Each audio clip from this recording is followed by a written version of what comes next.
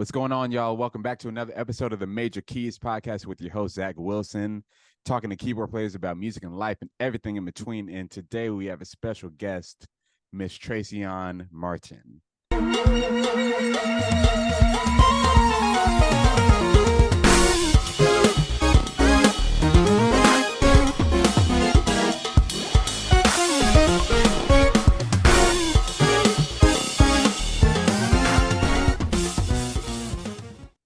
What's up? What's going on? How are you? I'm doing so good. So good. How about you? I can't complain. Yeah. I mean, you could complain, but what's it going to help, really? That part for sure. You know. I'm inside at AC in Vegas, so I'm thankful today. Right. Yeah, so this is our first time meeting.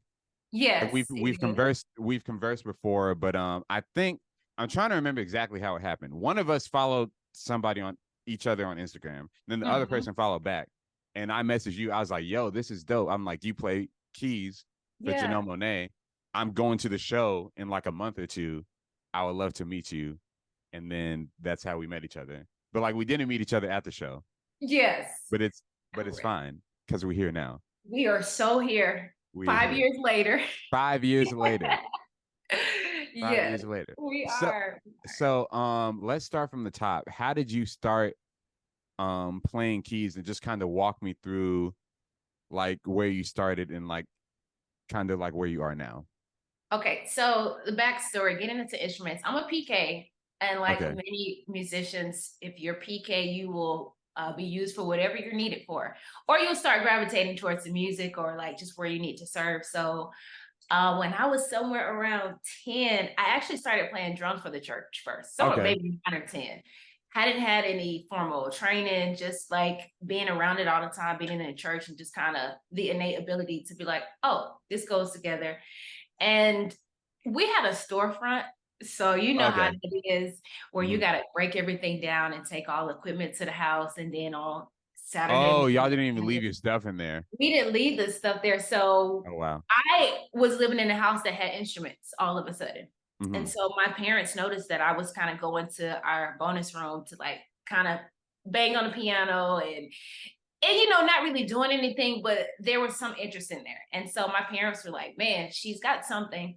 So they put me in this school called the Gospel Music Institute. And so this is where I started learning the number system, a bit of theory. That I had already started playing trombone in elementary. So there was a lot going on between drums, keyboards, trombone, and learning how to read music and learning about ear training and learning the number system. So it's kind of like convoluted in when exactly it happened. Yeah. But for sure, after a year of drums, I was stuck with keys and trombone. And so that was 10 on up. What happened though, I was in piano lessons, Gospel Music Institute. I took lessons for about a year and a half, and then got to 7th, 8th grade, and then the opportunity for band came around. Marching band. In the South, in Atlanta, marching band is a real thing. Like it's the whole culture, lifestyle. Right. And so my mom gave me a choice. She said, you can either do piano or you can do band. So mom and dad. And so I was like, I'm definitely going to do band. So I got out of piano, and it seemed like at that point, it was just playing at church. So that's the early start. Church. And then somewhere around 17 years old, I started playing at, just kind of at local places. The Seventh-day Adventist churches was a thing to really start getting my chops up with bands. Having a storefront, we just had a drummer and a keyboard player. Right. And from time to time, I was running sound and playing and singing. Yeah. And so, it's like you do it all. And so from there, I guess at that point when I actually could start meeting other musicians is when I really developed an interest to be like, this is something I really want to do. Like, I'm making $35 a Sunday at church. Big money. $35. I was the richest kid in high school in my mind. Not $35. In my mind. So I wasn't for real. In fact, I wasn't trying to be a musician full time. Like, right. Like I wanted to go into the medical field, like veterinary science, or either, taking care of babies. That was like my heart. But I realized I couldn't be around sick animals. Like I didn't have a heart for it. Like I'd be a wreck every day. I was like, I'll just get a dog and take care of that. Yeah. And it just kind of led me on a path that gravitated towards music full time, especially gigging and realizing that this is a lifestyle. You can make money. This is a trade. And I had band scholarships, but I was like, I can go make money playing piano, doing what I love, or I can go to school and be stuck on a trombone scholarship. Okay. So, so that kind of was the breaking point for me. So I could just really commit to keys in my late teens at that point. Got you. Got you. So you were classically trained, but like on trombone. So trombone, On trombone, but that's where you got like the theory and all that sort of that information. yes. But on keys, so did it ever? I'm sure like it translated though. Like when you were learning how to play piano, like the theory and stuff. So it was kind of easy for you to pick up on keys. Yes. Because you had like the classical knowledge from learning trombone and stuff. Yeah, definitely together, because that same time period where I started trombone, I started piano.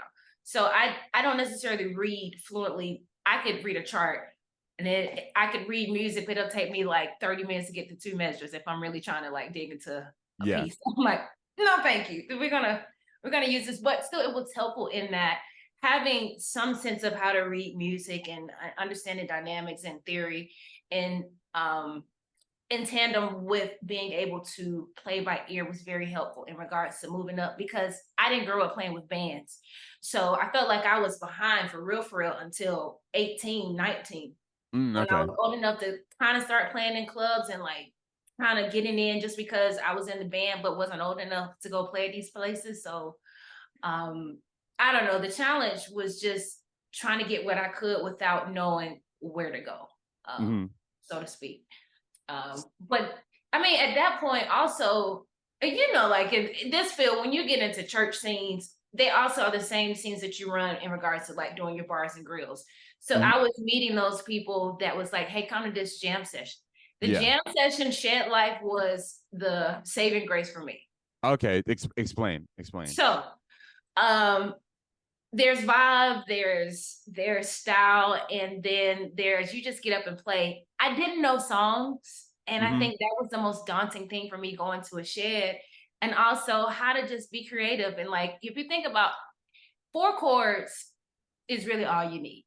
And so someone say 4 chords and the truth is a good song. So one of my friends used to say, and I was like, man, if I just have 2 or 4 chords in mind, if I have something to start with when I go to a jam session. So that's what kind of made me start getting comfortable, because I could see how people just get up and I was like, man, how did they just know what they're doing and they have chemistry. What is this? It was foreign to me. Okay. I don't have any musicians in my family, so to speak. My mom did play piano and organ at her church for a short period of time. Her father was a pastor. But it wasn't anyone just kind of taking my hands like, this is what you do. This is how you approach this. This is what sound like. This is how you change patches. This is a good keyboard for this gig. No one took my hand. It was really being around those sheds and those musicians who were touring, around musicians who were playing at church, those musicians who were producing and writing, that really kind of just opened my eyes up to the possibilities that could happen. Even with touring, I wasn't thinking about touring. I was like, maybe I'll just go be a band director, because I still love music. I love teaching. So I'm like, I can still be happy with those things, but God had other plans, and I'm so glad he went with his plan instead of mine. Right. Yeah. So that's pretty much that, the Shed Life. And again, meeting people in Atlanta set me up to meet some incredible people in the industry. One thing I forgot to say, out of high school, I did not go take the band scholarships that I had. I had a few scholarships. I had a full ride pretty much to Alabama State. Okay. And I'm like, they had a good band, but I ended up staying in Atlanta. My mom saw this commercial about the school called Omnitech, and this is a recording engineering school. And so I'm like, well, I'll do that. So I went to school for engineering. I don't know if people really know, but I got a certification in recording engineering. And it set me up to be in Atlanta long enough to find more people to get the call where I got my first call with music, which we'll brush on a little later. Oh, no. We'll get to it. Yeah, but that studio that I worked at, it was 2 people out of our entire class that got internships out of like Okay. 27 people, myself and another gentleman. So Okay. I was like, oh, okay. And it set me up at Joe I Studios that was owned by Jagged Edge. And that was like my first introduction to the industry, anything. So Wow. I was taking out trash and doing coffee runs and McDonald's runs and driving the engineer's Lexus. And I'm like, wow, this is cool. So it Very was, so you were working directly like with Jagged Edge? yes, as I more of a just an intern, extern at Joe I Studios. Now off camera, I definitely want to know how that. I definitely want to know how that was. Yeah, But we'll, sure, absolutely. but that's I did it. I was in a music video with them. It's very Really? random. J Rod actually he gave me he was like, hey bro, you want to meet in a music video? And I was like, okay. And so like so because I've done like TV stuff before, and I'm like, okay, Yeah. so but he didn't tell me it was Jagged Edge. He was just like, they need a keyboard player. Do you want to do it? Are you free on Monday? And I'm like, okay, all right, bro, whatever. So, I'll be there. and I Yeah. was yeah, and I was so there's a music video then that came out a while ago, and I'm in the background playing keys with them. So Nice. So it's on it's YouTube somewhere. I gotta go scavenging for no, it. you're gonna go. I'll send Okay. you the link. I'll send you the link.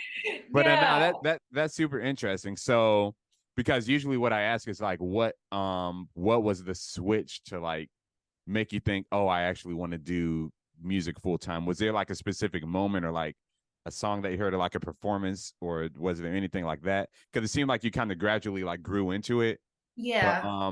or like what, because like you were interning at the studio. Was it somewhere Mhm. in there like where it's like, I don't necessarily want to do engineering, I want to play for real, you know? Definitely. So by day 2 of me working in the studio, I was like, hey guys, I mean, at this point now I'm getting more I've been shy most of my life. So learning how to communicate with people, men in particular in the industry space, was something that I had to navigate on my own.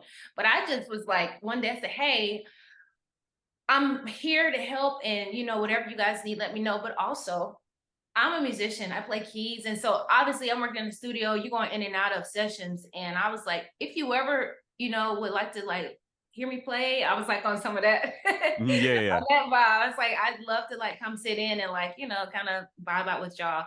Literally by the third day that I was there, I don't know, there's a engineer named Blue Rock. He made Blue Rock Franks. And so he was their engineer at the time. Okay. So he pulled me in to play, and I never picked up trash anything after that date, which is kind of crazy. So I was just going in just playing keys.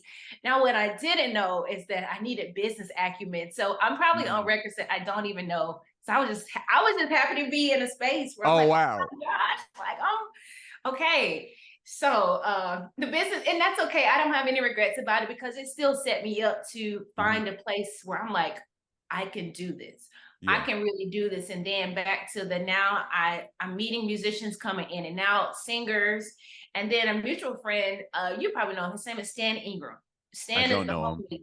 Stan was playing for Jeezy at the time that I just kind of got old enough to go to Apache, and so Okay. I met him, and he mentioned to me, he's like, "Hey, so Music Soul Child is looking for an all-girl band."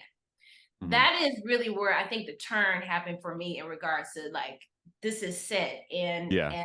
and I reached out to Music's MySpace page. I just feel like Ooh. this is so old. It's been like 20 years ago. Yeah, yeah. and and I was like, let me put a subject that will be captivating. So I put hot female keyboardist. I'm like, I'm trying to get attention. I don't care what y'all think. There you go.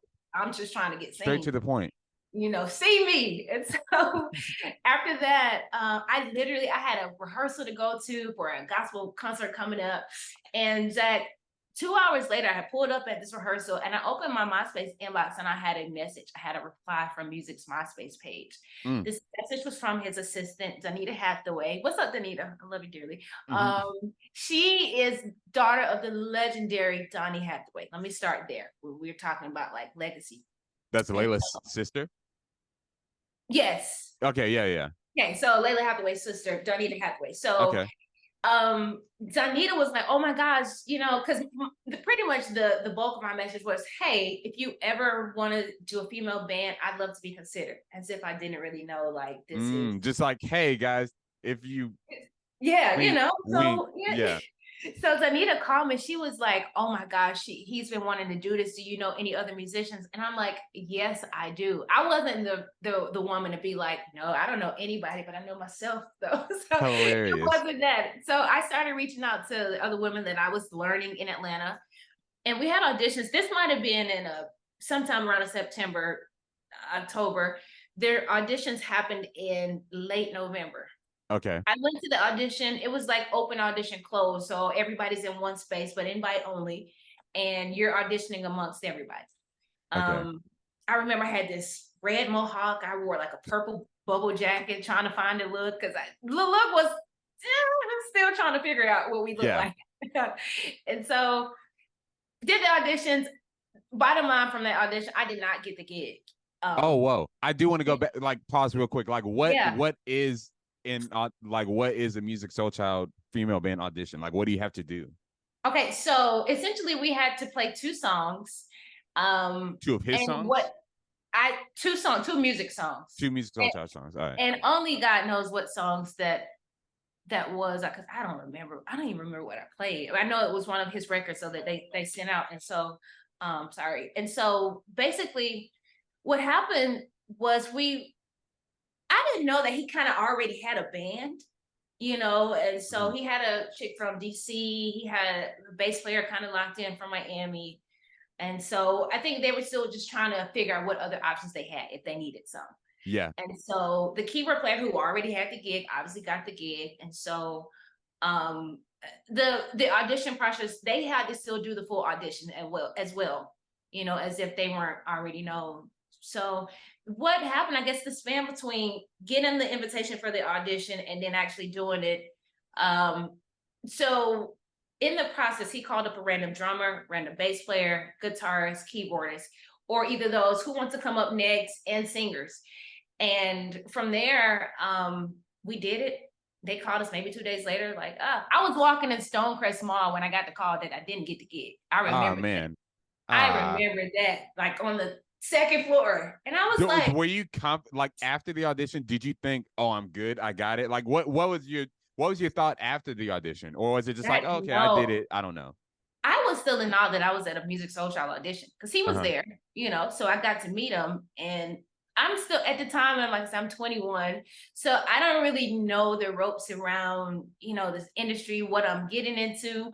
I am just the person who is excited to be in a space of these incredibly talented women and a legendary artist that I grew up on.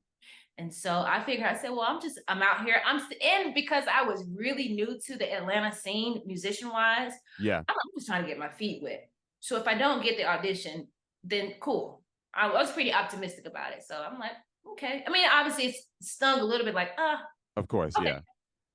All right. But I mean, like, it's one thing if you like left and it's like, oh man, I got it. I got it for sure. Because I heard all the other girls and I got it. Like, it's one thing and you're like that. Or if it's like, I did my best, we'll see. Yeah. And then like, you get that call and it's like, you know what, just let's return what we just brought. Like, so you got it wasn't that, I got this. I don't remember being that feeling, but more because I was just not necessarily comfortable with, I don't even know, like figuring out what this is. Yeah. So it was more of an exploration experience than more or less of just really trying to harp on, I gotta get this gig, I gotta get it. Like, nah. Gotcha. It wasn't that. So gotcha. So you're in Stonecrest Mall, you get the call, and it's like, yeah. Yeah. And so that was that. And months had gone by before I had really, I mean, every now and then I kept up with the musicians between Tasia the bass player, and Tina Rose, who was the background singer at the time. Gotcha. And a little bit of Jay Latoya, because those were the girls that lived in Atlanta. I met them at the audition. And so it was cool to like still just find friends, because I'm like, cool, it's still a win. It's very much a win to have. Win is a win. And so that was December that I didn't get the gig. April of the following year, April 22nd, 2009, I got a call from Donita Hathaway, who's the same lady who answered the MySpace page. Right. And so that was the day I actually got the call to get on the music gig. But a couple of weeks prior to that, she called, or maybe one of the musicians was like, hey, you want to come hang with us at Apache? And then another time was like, hey, you want to go to what's the Rib Shack place? This Is It. Oh. This I don't is know about that. it. Yeah. Yeah, so they invited me to This Is It. I like ribs. I like barbecue. I'm a Southern girl. And so they didn't say anything other than just wanted to hang. And I'm like, okay, cool.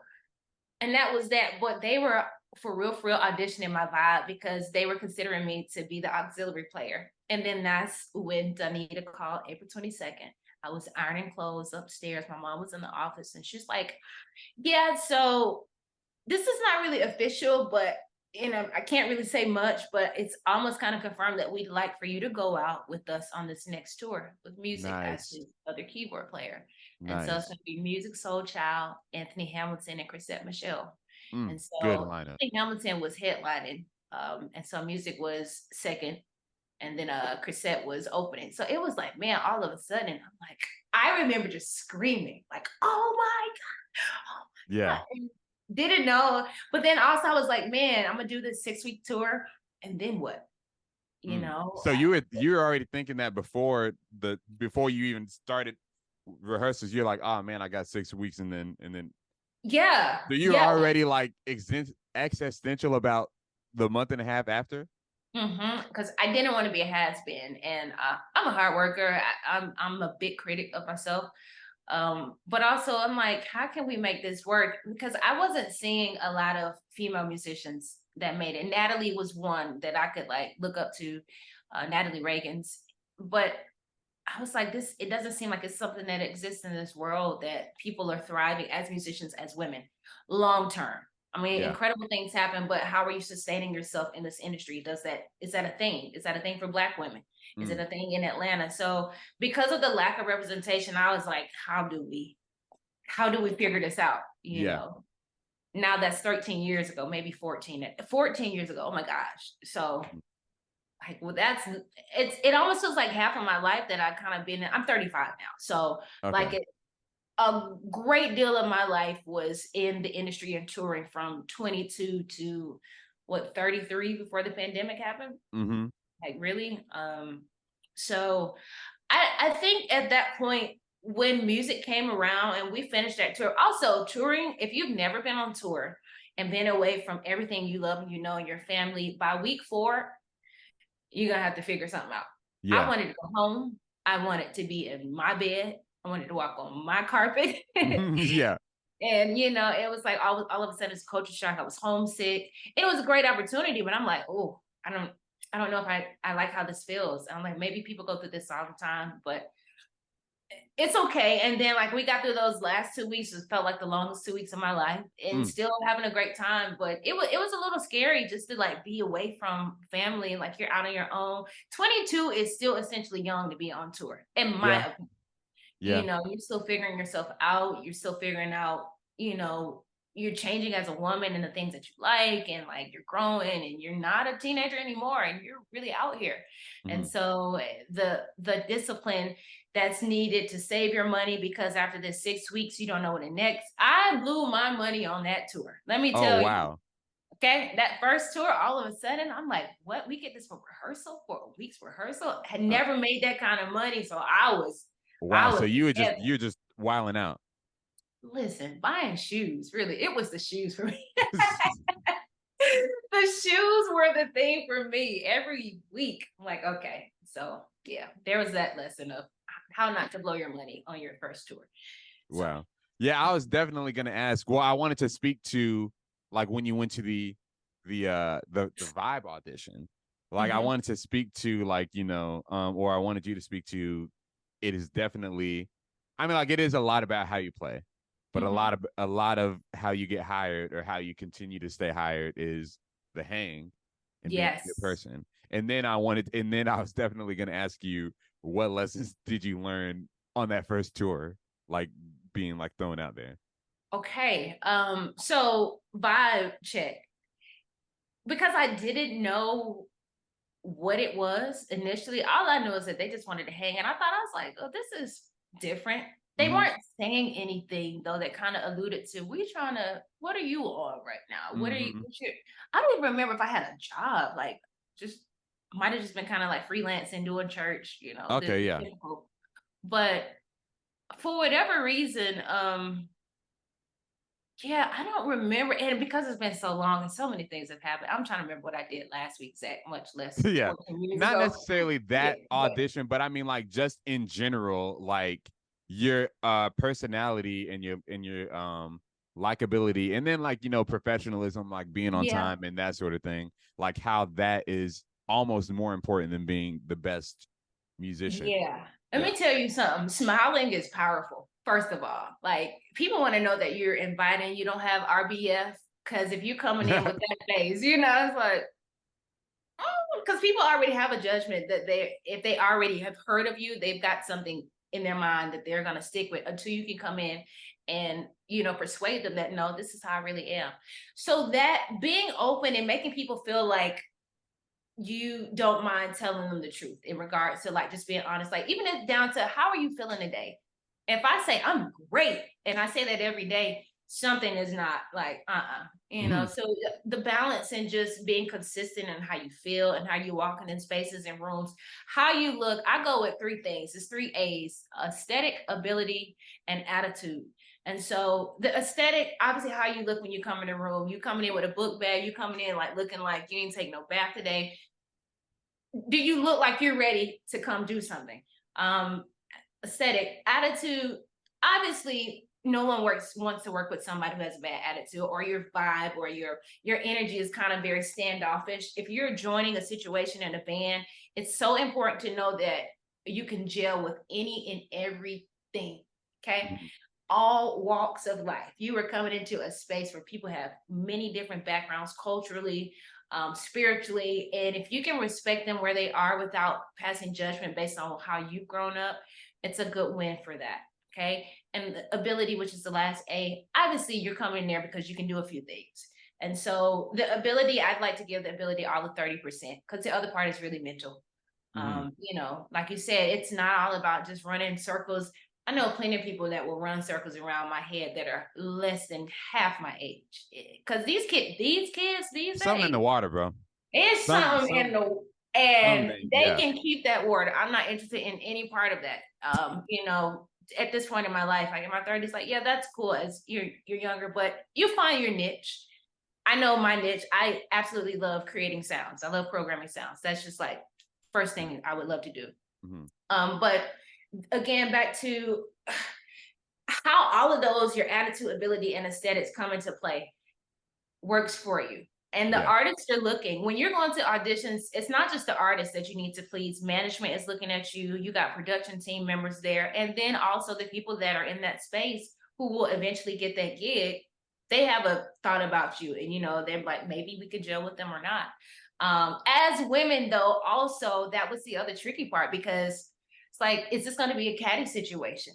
Is this going to Oh. be the woman who wants to be seen by all of the men? Is it going to be the woman who is just so shy and she never says anything? I was really the shy person, girl. I wasn't much of a talker, Yeah. wasn't much of I don't like clubs. I don't really like hanging out. So I was the loner. And I learned that it's cool to be in your own lane, but it's also cool to commune with people. Yeah. Um, it really helps to develop your sense of trust with anyone. And I mean, that's in any industry. Like a lot of these principles are interchangeable. Mhm. So that's one thing I did learn about, like just kind of being around and like learning vibe and say somebody who we can, say certain things to, and you're not going to go broadcast it everywhere. It's just somebody Mhm. who's messy. I don't have time for that. Mhm. Yeah, yeah. Not my vibe. So I think that just learning to navigate being comfortable with the hangs and spending time with people that you have to work with outside of being on stage is important. And it's important for morale just as much as it is as the chemistry that you need to have on stage. Mhm. Got you. So on Mhm. the Music Soul Child tour, you were playing aux. Like, so so you were more so just in addition to the pre-existing band that made the gig the last tour, Yeah, because essentially. they had a DJ. DJ Tracy Still was dope, and the only reason why they wanted to make a change because they wanted a little more freedom.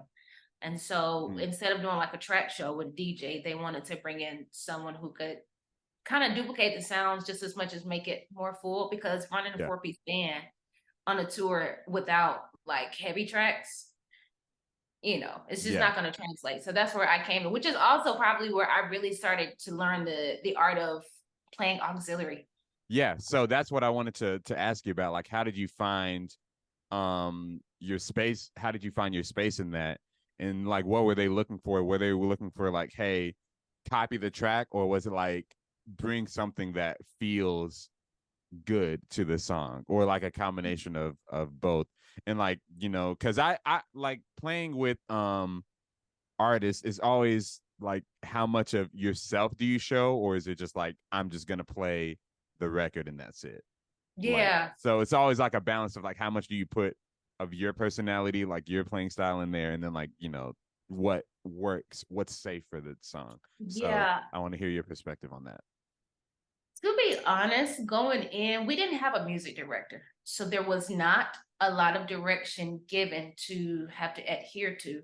Mm-hmm. Music was the music director. Okay. Music doesn't play instruments, but that doesn't mean that he can't direct, and he knows what he likes to hear. Now, every now and Mm-hmm. then he would jump on drums. So like he's very particular about drums and Interesting. Yeah. hi-hats. Okay. Very particular. Okay.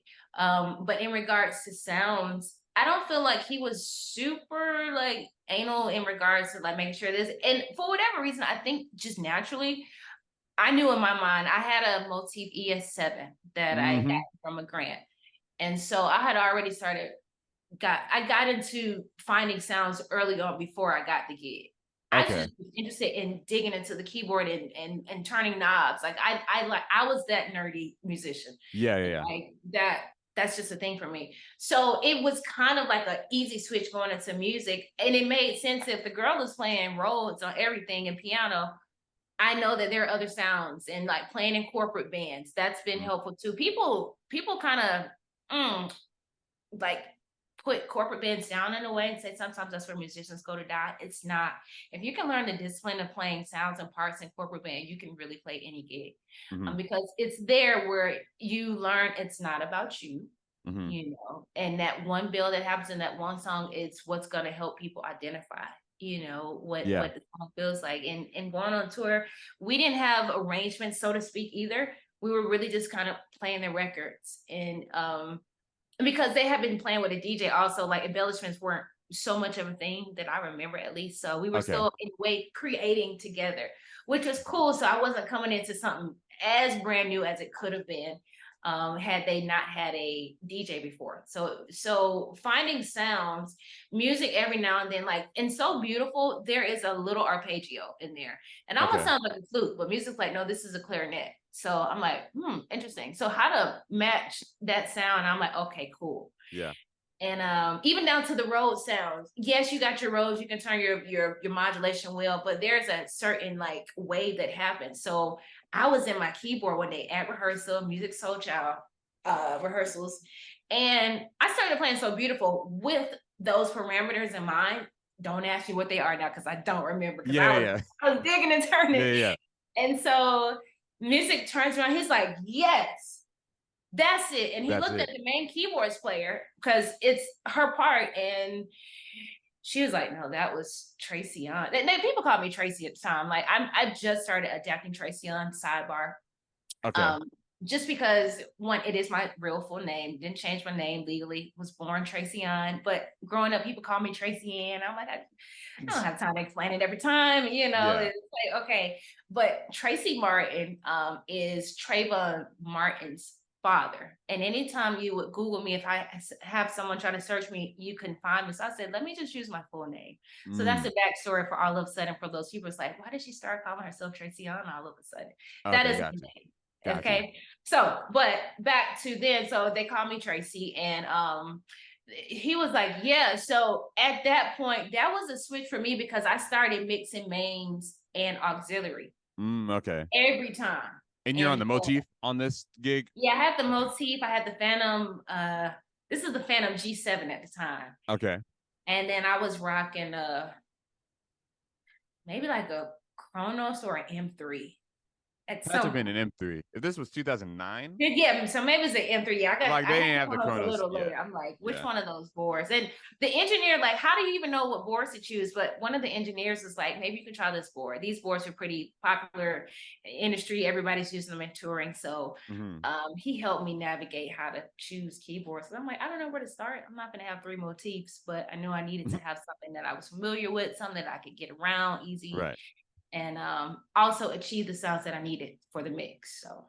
Got you. Nah, that's Mhm. cool. That's cool. So what did happen after that 6 weeks? Like what was that like? And then because I So know you toured with, I know Music Soul Child, I know Fantasia, I know Janelle Monáe. I don't mhm. know who else you toured with in between there. Yeah, so this was, let's see, April of 2009. The next year there was another audition that came up with Melanie Fiona, which was invite only.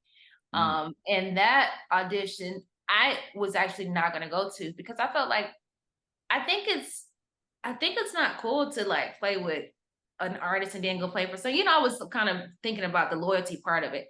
If I okay. can play for Melanie, if music gave me this opportunity, then what does that look like? Um, but Like at having the to choose between yeah, yeah, like say like for example you audition for Melanie Fiona, but then Music Soul Child comes back up and then he's like, ah, we're going on tour. yeah, yeah. So for So context, you stayed with Music Soul Child for a minute. yes, I Okay. did. I Okay. did. And even with that audition with Melanie, I was just going for real. Like I wasn't pressed about getting a gig. And I know you go to audition to get a gig. I was going to go network because I didn't know what, because I was still doing things with music. After those, to answer your questions, after those 6 weeks, music still had spot dates come up. And once Mhm. they started calling me, I'm like, oh, so like this is a thing. This is a You- thing. We're gonna do this. And I'm like, I don't know if any more tours came up that year, but I was certain that I had a pretty solid job, like with music, and Nice. it worked out. But with that, I said, well, let me just still go to this audition. With Melanie, it was kind of the same thing. Open audition, but closed, invite only. Mhm. And so her music director was Chuck Harmony at the time. So Chuck Okay. Harmony, he did this kind of just the icebreaker. He wanted to see how many singers, how many keyboard players, drummers, and so all the singers raised your hand. So all the singers raised their hand, and he looked at me. He said, "Why aren't you raising your hand?" I said, "I'm not a singer. I'm Mm. Yeah, yeah, yeah. not a singer." I said, "I play keys, though." And so he said, "Oh, okay." So it's that thing where people Yeah. automatically assume what you look like is what you do, and it was fun because it actually allowed me the space to like break the ice. I was the only female keyboardist that came in the audition. This wasn't no, we need an all girl band. Yeah. It's Okay. because I was there and got invited. As a matter of fact, I feel like Chris Moten might have like sent it to me, and Okay. as well as Jesse Bond. So shout out to those guys too and Hmm. their help in my journey. But so we did the auditions, and when it was time for the keyboard players to come up, he was just like, whoever wants to come up, just raise your hand. At that point, Zach, I raised my hand so fast. I knew I had about 0.1 seconds to make an impression. Also, I didn't want to be the last one to go.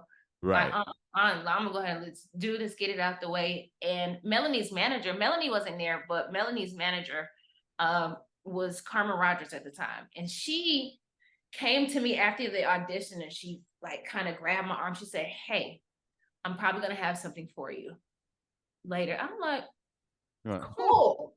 I immediately did not think it would be Melanie Fiona.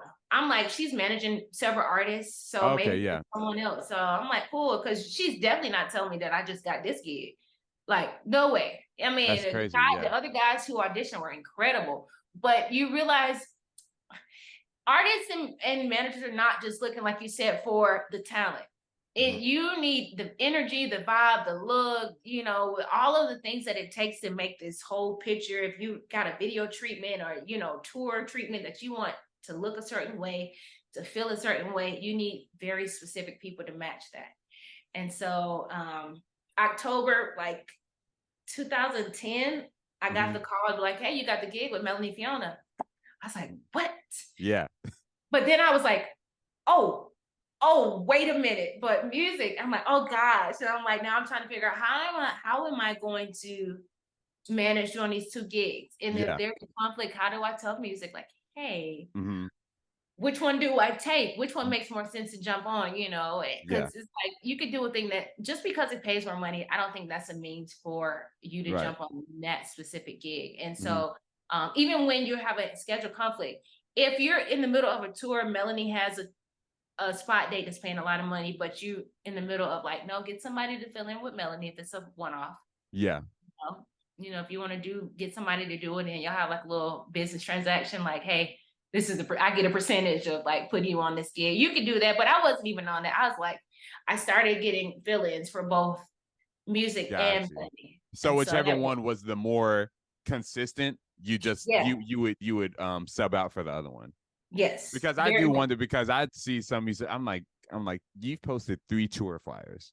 How are you doing? Like, what is, Yeah, like, whose tour are you on for real? You know, yeah. so And no, I definitely get that. that changed at what point I became Melanie's music director in 2015. That was my Okay. very first MD job. So at that point, it wasn't that became the priority gig.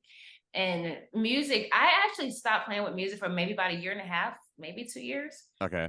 And picked back up in 2017, Hmm. somewhere around that time. So overall, I was with him about 7, 8 years. Oh And wow, with okay. Melanie, I was with her for about 8 years. Now on and off in between, but Yeah. that's a lifetime in our touring world and having a job with an artist. That's a lifetime. I went through so many bands with music and became his main keyboard player. But you Uh, were the one that was still there, one of the same people. yeah, Yeah, nah, that's something. yes, through like not even playing through like 6 or 7 bands. Wow. Yeah, I mean singers included, like but Yeah, interchange. Yeah, yeah. got you. When they give you, we're gonna go in the, we just want to go in a different direction. Hmm. We all know what that means Oh yeah. in this space. So Hmm. it worked out. But like you said, to that point of people being able to do multiple tours, after I got the Janelle gig when I was still with Melanie. And I did my last tour with her in February Uh-huh. 2018. And I had to have a conversation with Mel, like, hey, you know, because this is my girl and my friend just as much as my business partner. I Uh-huh. said, so I got another gig. And I just wanted to talk to you about it because it's like that's a hard conversation. People, artists understand we're not on retainers. Artists understand that this is our livelihood, but Hmm. also they're still, you know, this is my heart. This is where this is home for us. Hmm. And so Mel was very receptive. Obviously, I'm sure, you know, there were some spaces that didn't feel good on both sides because I didn't want to leave her. Yeah. But I knew the opportunity to grow was presented and you know, I took it. I took Hmm. it. So that was Janelle Monáe, and Janelle Monáe and Melanie are friends. And Melanie told Janelle, if there's anybody I don't mind sharing with you, it's Tracy. So Ah, that's nice. I'm like, thank the Lord. Yeah, because you know, some people it could have just gone a different direction, or Yeah, it could it have. could have just gone a different way. Yeah. It could have, but I think for that reason, the way that I did it, I left with dignity. I can go back to Melanie anytime. You know, Hmm. leaving with dignity is very important because you don't know when you'll have to go back. But also it set me up for just, in my opinion, having good character and integrity. And so you need those things to get on any gig. I don't care who you are. Like Yeah. you're not beyond having those essentials to work better with people in general. Hmm. And so it led me to the Janelle and then to who did I do? CeeLo after that. I was Oh, doing I didn't Janelle know that. Yeah. Monáe. I was doing Janelle Monáe as her music director, playing 3 instruments. I was singing background at one point, but 3 instruments. And then I got the gig with CeeLo as a multi-instrumentalist, still working with Janelle. And then I got the gig with Fantasia. I was doing all 3 in the same year, 2019. And I don't even know how I managed that. I was gonna say that sounds a little bit hectic. I was like, how do you manage? I mean, like, I guess if like, you know, sometimes like I guess if the schedule is like aligned, if you've got like, okay, I got 2 months with Janelle, little break, and then CeeLo Yeah. goes out, a break, and then you said Fantasia. Yeah, yeah, yeah. So I Mm-hmm. guess, but it's interesting because like I'm not on a touring level, but there are people that I play with consistently. And it is Yeah. like, you know, like kind of difficult, like, man, you know, like how do I choose which one or whatever. So yeah. But that Yeah. sounds like, did you ever miss any shows with them? Did you have to sub out on a few, or like did it all just work out? I did have to sub out a few, but when I tell you that God is such a very strategic Mm. man, and the way that my schedule and put, my dad was like, your schedule is gonna be so smooth and like in places. And my dad is a pastor, so he's got a gift and discernment. Yeah. But you don't know till you know. But the way that my schedule was set up, it was dropping like I might have had a day between before I went to the next artist. Or I might have been overseas and needed to fly back to the States on the same day that I, was already planning to. But then having the favor of like managers and the artists and say, hey, I need to communicate with you. I'm going to be in this place. So I'll need you to fly me from here to this show. And being just very upfront about it, because I'm not trying to hide anything, and I'm not trying to leave the artist. I'm not trying to leave the company, but I am trying to work as a freelance musician. Right. So managing that, time management, mental health management was very essential at that time. And for real, 2019, when all that stuff was going on, was perhaps one of my lowest moments in life. It looked good on Instagram, but I was suffering. On a mental note, just like, because it's just like your mind was just on all the time, and like you didn't have like a break. Yeah. It seemed like, yeah, and it felt like it started showing up in ways of stress. My body was feeling like, not that I was sick, but I just felt like I wasn't feeling my best. I was eating all kinds of stuff. When you're on tour, I didn't have a NutriBullet, and I wasn't trying to be out here having shakes and acai, but like, I was having the time of my life as a Southern girl, eating my barbecue, and it's like if you're in this industry and you're like heavy into it, sometimes there are things that you come across. There are certain lifestyles that you experience, things that you may not want to ever, but you do. To keep it clean here, but it's like all of that was going on while I'm doing the absolute most. And I was suffering. And so it wasn't until I got with Fantasia until things just started to kind of turn around for me, like on a spiritual tip, physically, mentally, and I started feeling better. But also, Fantasia, if you've never met her, she is exactly what you would think she would be in person. She is a sweetheart. For real, all the artists that I work with, like for real, have been cool. However, given the time and experience that I had with Fantasia, like where I was in my life and transitioning, that right there was the turning point for me. And I felt like, when you feel like you're in the right place and God has set you up to be here for a reason, it was that for me. And like, so my lifestyle started changing for the better. I started feeling more aware of what I could bring to the table, not just musically. But like making suggestions in regards to even if a set list. We had an onstage MD and we had an MD. So Kim Burse was Fantasia's music director. Okay. Divi Rocks, Divinity, she was onstage music director, and then that was that. I was only there to play keys, so it was cool. I was coasting in my mind. But there were very specific moments in rehearsal where Kim would be like, "I need y'all to come up with an outro, or I need y'all to." So I was able to add my input, in a lot of spaces. And I'm like, it's not about the title all the time.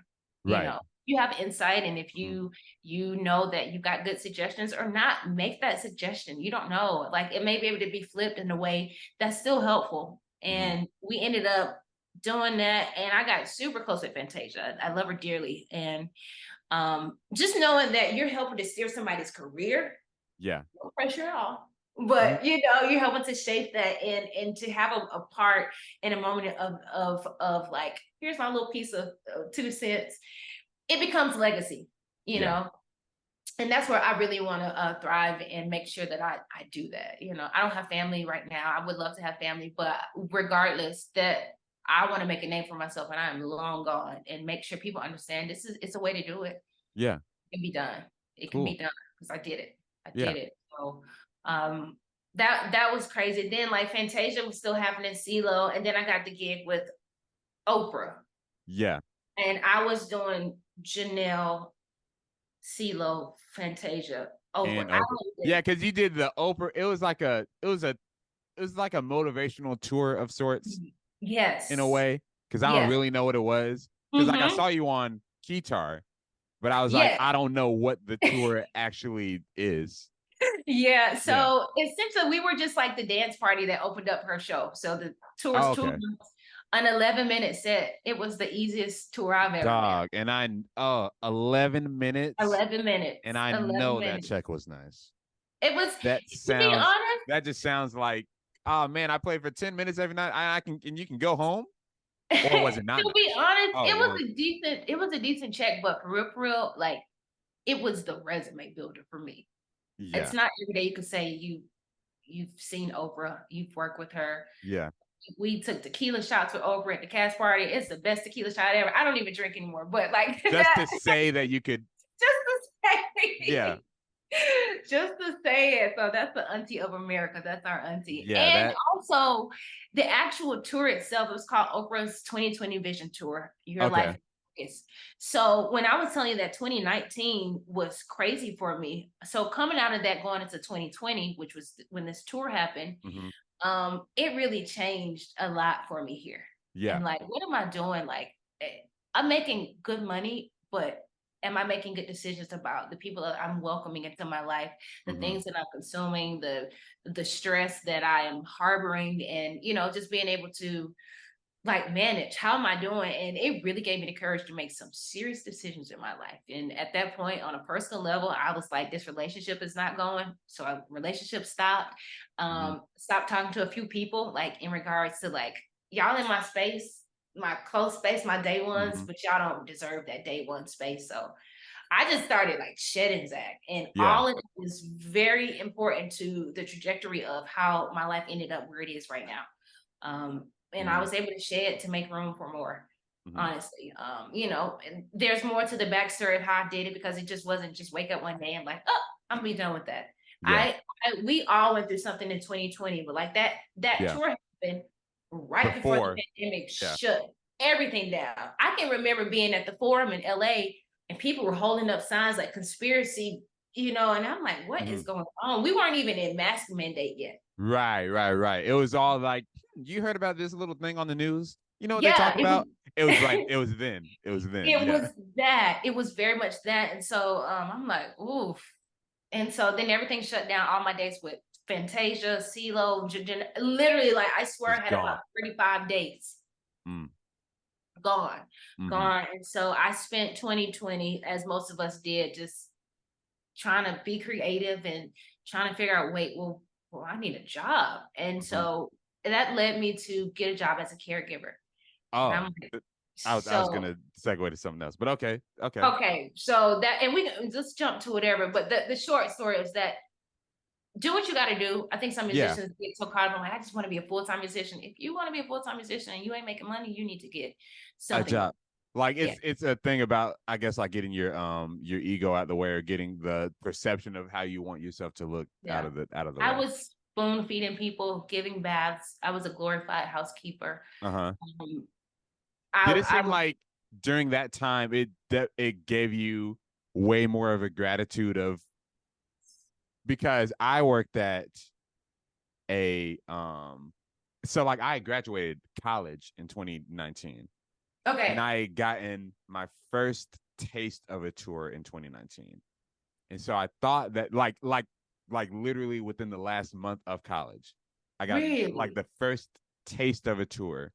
Yeah. Like I did like 3 dates. One was in Atlanta, and then like 2 were in California. But like literally in between the California dates, I had to come back to class and finish school, right? Wow. Okay. So yeah, but then, and I thought that I had that gig for real. And so I'm like, man, 2020, this is my job. Like I'm graduating and I'm going straight into this. This is exactly what it's going to be. Yeah. First, the tour that I thought I had, I didn't have it. So that's the first thing. And I'm like, of course it sucked, but like, I'm like, all right, we got to keep moving on, whatever. And then the pandemic happened.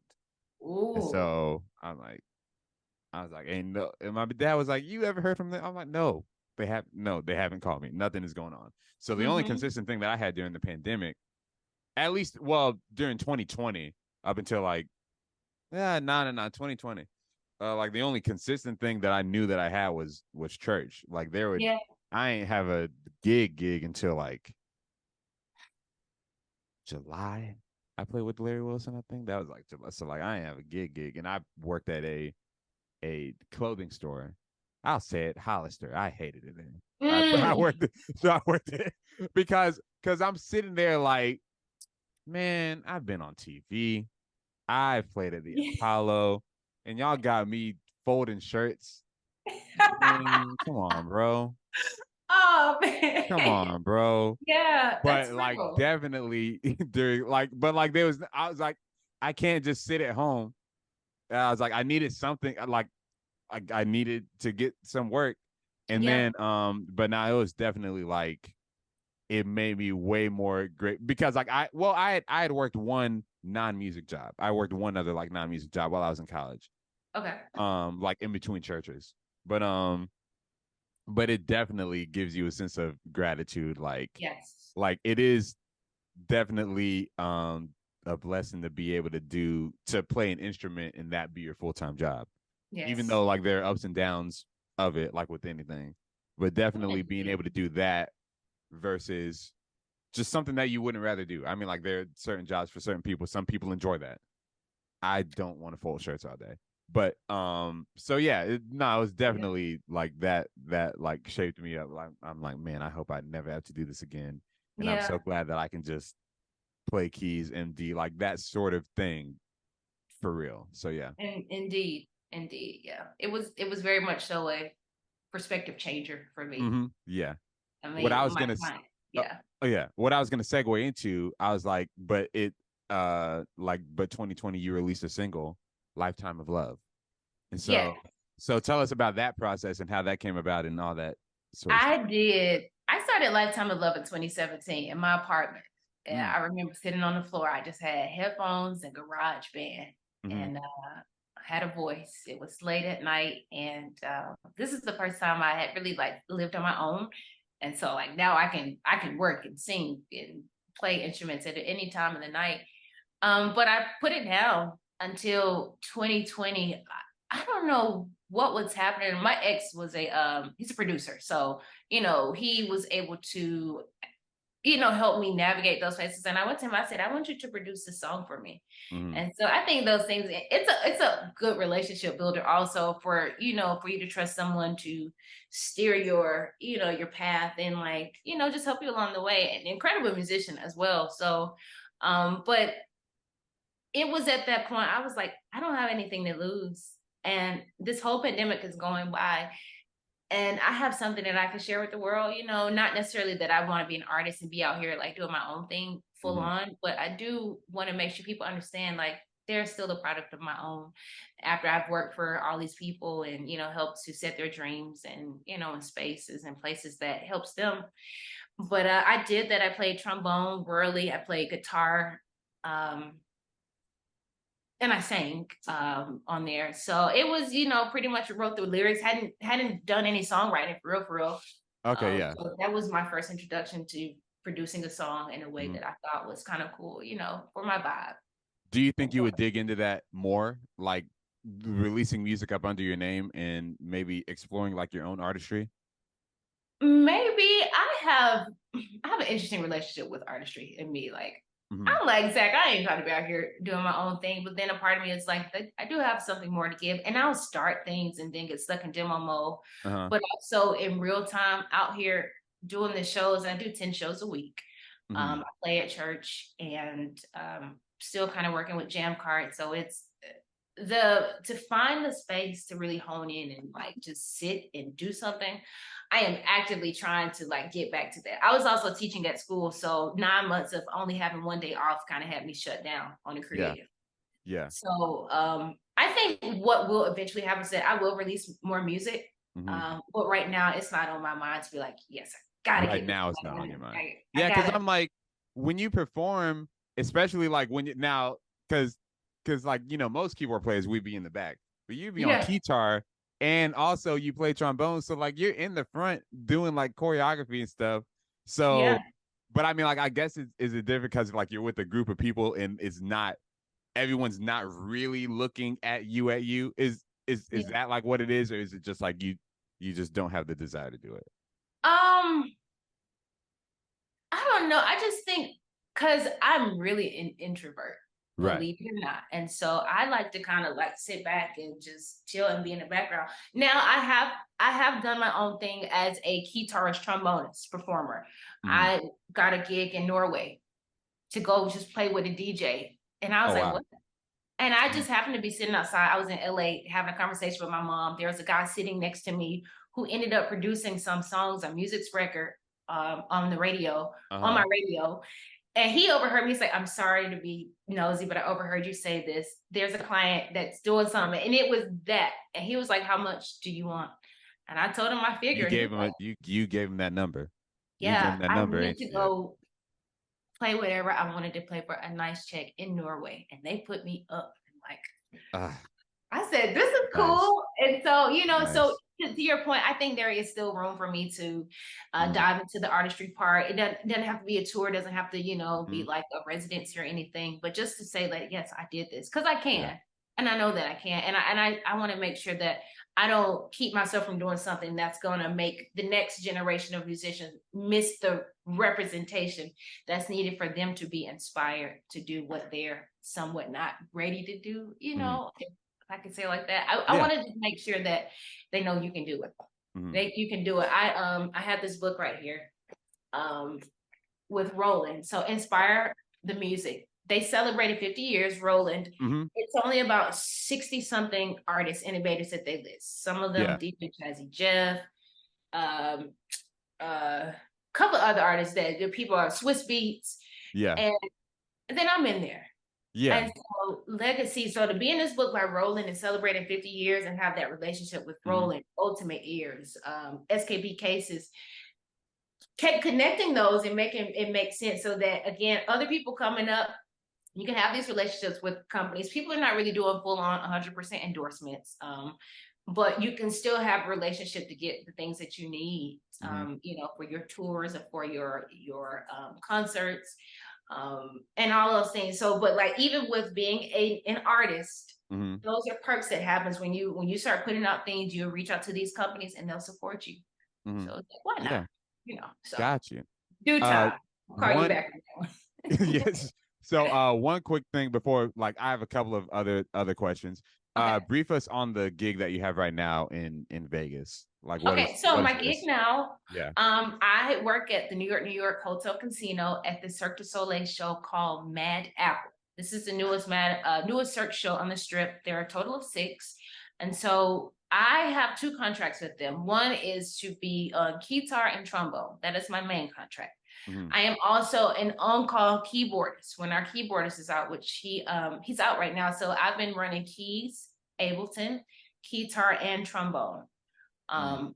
as well as managing show cues from stage management to make sure I'm hitting whatever I need to hit at Ableton at the right time. Um, Wow. and so it is quite It involved sounds involved. Yeah. to do that. So Mhm. back to that free time. When I get my free time, I take my free time. Yeah. But it's such a really cool thing because, for us in the Black community, no one's ranting and raving over being a musician in Cirque du Soleil. I don't even know that I Mhm. had the capacity to think about that that's something that exists in Ye my world. And so I was like, yeah, I'm going to tour. But this by far is the pinnacle of my career personally as a musician. To Okay. get a residency in one of the biggest entertainment companies in the world, for real, it's a big thing. I've wanted to see a Cirque show for 10 years. Mm. Just on the note of knowing like all of this really incredible art and people figured out how to put their bodies certain ways. I wanted to see that. And I didn't see my first Cirque show until I worked with Cirque. And Yeah. so it's really cool it's a variety show also. It's music, which is really highlighted. All the musicians come down. The general consensus for Cirque musicians is that you sit in a pit, no one ever sees you. Mhm. You're in a lot of makeup when no one really recognizes you. But our show, they highlight us throughout. We come down the stairs, we playing in the audience. We have a whole band jam in the front top of the show where you're introduced like this is so and so, this is so and so. So people are knowing you, and I'm like, this is cool. I Yeah. love this. It's crazy. It's a wild night in New York. Mayhem. We have a comedian, acrobatics, and I'm Oh like, wow. this is full on Cirque with a twist. It's Yeah. quite urban also, which is cool, which I think appeals to our generation a little bit better. It's not stale by any means. Nice.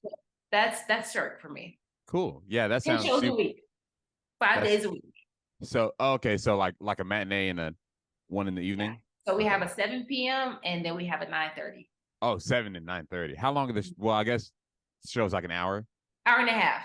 hour and a half. Yeah. Got you. No, that seems super interesting because I remember when you like started kind of posting about it, I was like, huh.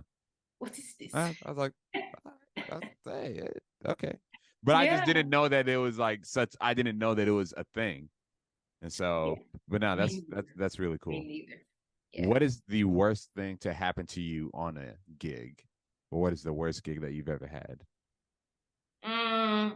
Well, the first thing that came to mind was I was playing with music one day. I had to start a song, and it felt a little different. The keyboard had transposed or something. Ah, no, not the. And all of a sudden, people just kind of looking. I'm like, and you're not hearing this half step, in a moment when you're supposed to be starting. I'm like, what happened? So I don't know what happened between, because I don't transpose note to self, and so. But I do know how to get around in the keyboard. And I'm like, it kind of defaulted to like a -1 or something. I'm like, oh my God. God. Like a backline. This is like a backline. Like this wasn't your board. Yeah. Yeah, it's a backline keyboard. But we man. had sound check. So I don't know if maybe another band came up and messed with the parameters. But I was like, oh my God. So when it was time for the band to come in on the next pass, I was like, and then we shifted to the next key. I'm like, oh my God. Yeah, because ain't like, did music like look at you like? I don't even remember. It just seemed like everything slowed down and like in time. Like, what is going on? That's happened to me twice because it happened with CeeLo as well in a corporate gig. And I ended up just having to play the song by myself for the rest of the song. Just because when he came in, we couldn't change the key. I'm like, oh my gosh. And he was cool with it, but one, my bad. It's just we did the best that we could. But I'm like, yo. I promise you, those stories I'm checking to make sure that everything is. Yeah. Has that ever happened to you? No, I've not unknowingly. Not like I've gone there and the keyboard is transposed. Okay. Now I played at a church one time, like in their keyboard was transposed, but I didn't know how to change it back. So I had to, and then I was playing key bass, so I had to change the top keyboard to match the bottom keyboard. I wasn't playing the two keys at once. I wasn't doing that. I would have combusted. But no, so I had to do that, and then like in my mind, like shift up. And this was when I like could like I had to forget what I was playing. But some songs are easier to shift keys than others, especially depending on how well you know the song. But it was I remember doing that, but I've never had like, oh, I've gotten on the keyboard and it's gotten transposed. Or at least not at the time of the gig. Like there was one other time I played a gig and like I got to the keyboard and like we were like rehearsing and I'm like, dog, like I know something's not right. Like I know what key we're in. And so then I had to go and like they like pitched it down the semitones. It wasn't even like the note shift -2. Because I play on Yamaha keyboards, not an exclusive thing. Like I'm not, but like I just play on Modi X montage, like motif. That's my thing. Yes. And so so anyways, so that was weird. But it's never happened like on a show. Now I've told this story before. I Want to Dance with Somebody goes up a whole step, not a half step. Oh, I messed that up. I messed that up before. And it was just me. It happens. I'm like, yeah, it did. It did happen. And I was like, right to G, right on the G. I went right to G. Confident too. Because I'm like, oh no, that man, because the gig was easy. I was anyway. Yeah, that kind of. Anyways, that was one of the worst because like I'm like, oh, what are y'all doing?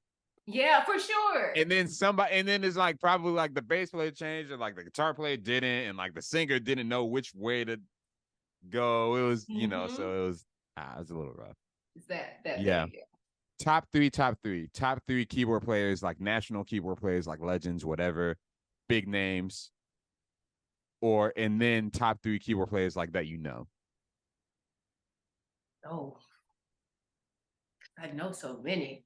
Well, the first one that came to mind, Daniel Moore. Daniel Moore out of Atlanta. Daniel was the first keyboard player for sure that like really made a difference. Daniel, Mike Burrell, Cold. Yeah. and These are people you know, or these national names. Like what are you counting them as? Because yes Mike and Burrell's kind no. of a big name. Yeah. Yeah, we haven't met personally, but we know each other. And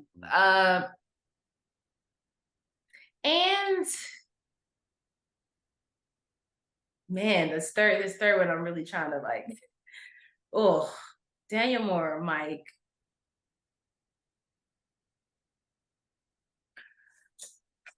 Oh, trying If not you to get want to keep it safe and do like 4 or 5, then okay. then you got it. Yeah. Cause it's as a kid, you know, like this been in this industry like almost 15 years. I'm like, it's so many people. You know, I'll say Justin Gilbert. Mm-hmm. You know, these people that I really just kind of was able to grow up seeing play. Mm-hmm. So Justin, Daniel, and Mike. Gotcha. Yeah. Mm-hmm. And then the other 3. Okay. Other thing that I know first, because I know all of those guys also. Yeah, true. Yeah. So, ooh. I'm gonna just throw this one in there just because I feel like it's Beth, but Natalie for sure. Just I want to have some women in representation. Natalie who? Or Reagan's. Okay, yeah. On Oregon. And she plays keys also. So okay. Natalie. Oh, this is hard because it's like I would go back to the other ones, Daniel. And also I feel a little far removed from keys these days because I haven't been really playing keys, which interesting. I know yeah. That's also crazy in itself. And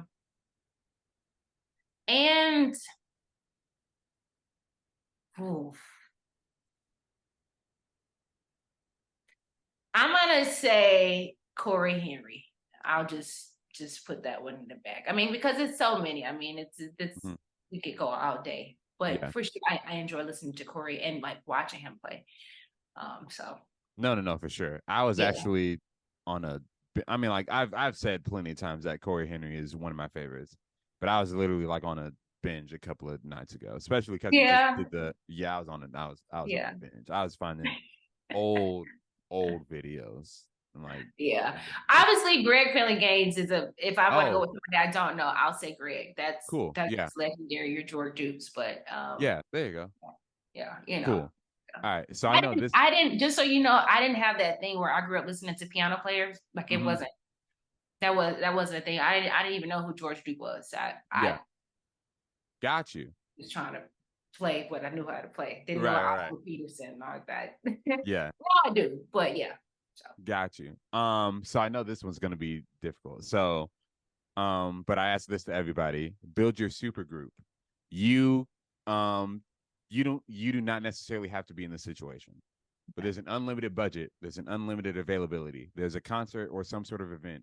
You can build whatever band that you want to. Rhythm section, horn section, lead singer. Who are you getting? All right. This can be whatever style of on bass, I'm getting my homie Jay Troy. Okay. On drums, I'm getting my homie Paige. He goes by Joe these days. Keyz.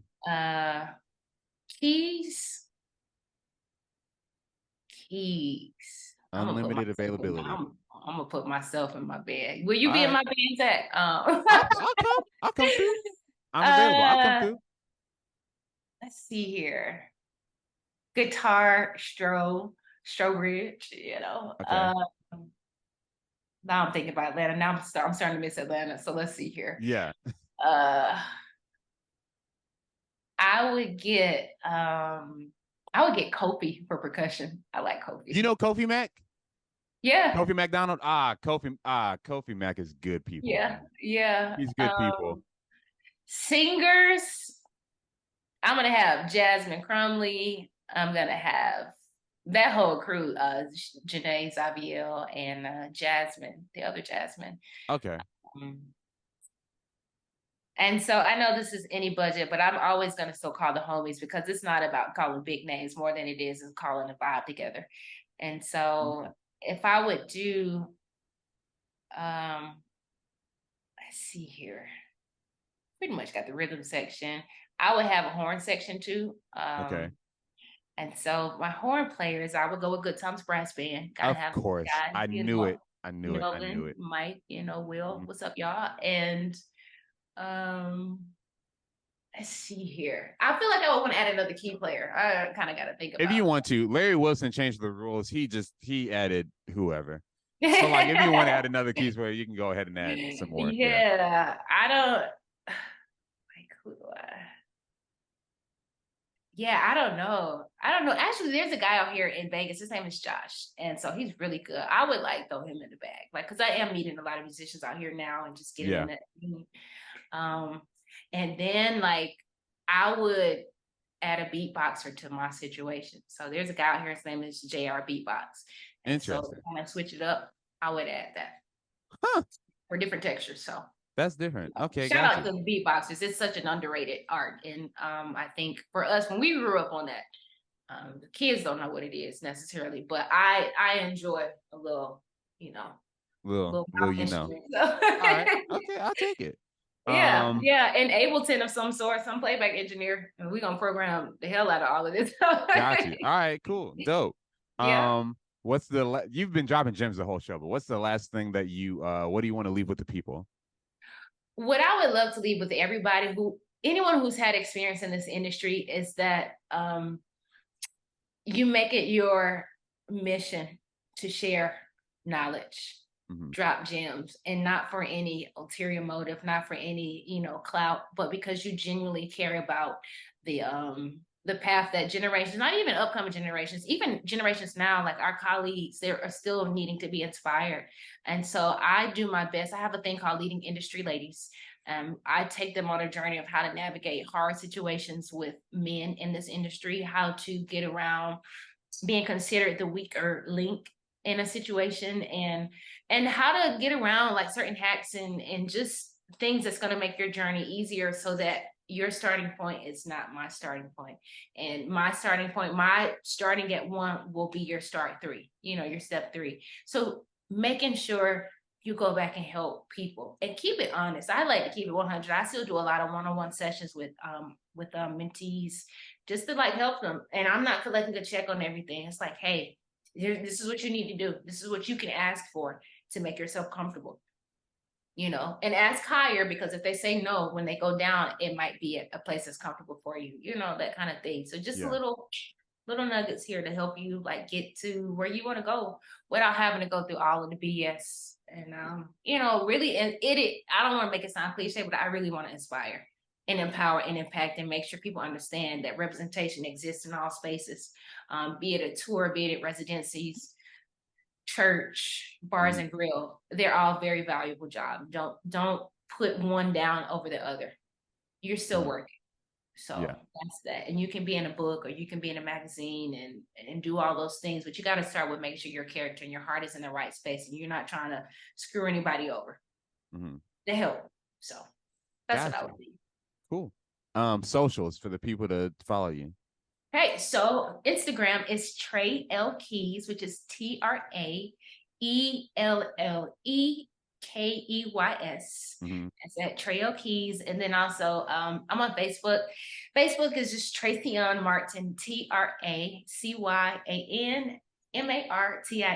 And those are essentially, I'm on TikTok too as Trey L Keyz, but if you get one, you'll get the other one. So you can find me there.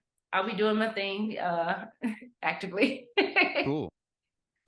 Appreciate y'all for tuning in to another episode of the Major Keyz podcast. Y'all follow Tracyan. Get her single, Lifetime of Love, available on all streaming platforms. Keep pressing on. We'll see y'all next time. Thank you. Thank you so much, Zach. I appreciate it. Oh, yeah, absolutely.